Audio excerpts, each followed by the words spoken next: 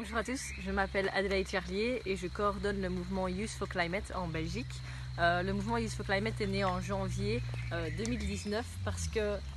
pour mettre pression sur les politiciens, les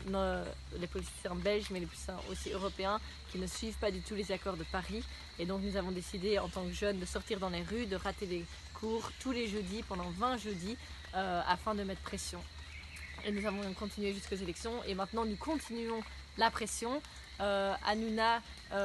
Joséphine, qui sont deux autres jeunes qui coordonnent le mouvement, et moi-même, nous sommes ici au Brésil afin de continuer le mouvement et de trouver des relations aussi internationales pour ce mouvement. Nous sommes dans la forêt amazonienne ici parce que la forêt amazonienne est vraiment le cœur de notre planète. Nous devons pouvoir la protéger aussi afin de combattre cette crise climatique.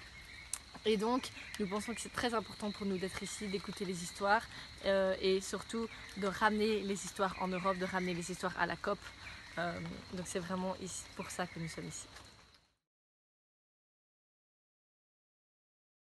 Oui, bien sûr, tout le monde doit en tout cas s'engager et agir, mais tout le monde n'a pas la même responsabilité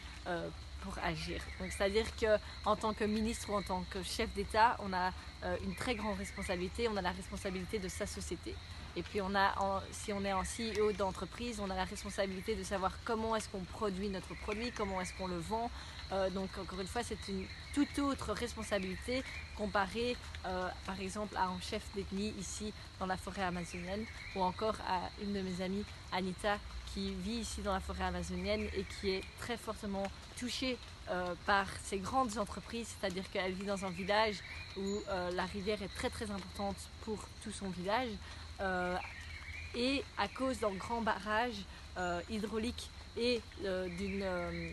mine qui viendra peut-être s'installer près de son village, eh ben,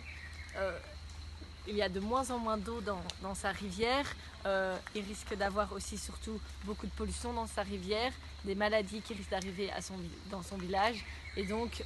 elle est vraiment touchée directement par ces grandes industries et ça c'est quelque chose que nous devons pouvoir dénoncer et c'est sûrement pas la seule dans cette grande forêt et même dans le monde, donc il faut pouvoir dénoncer ce genre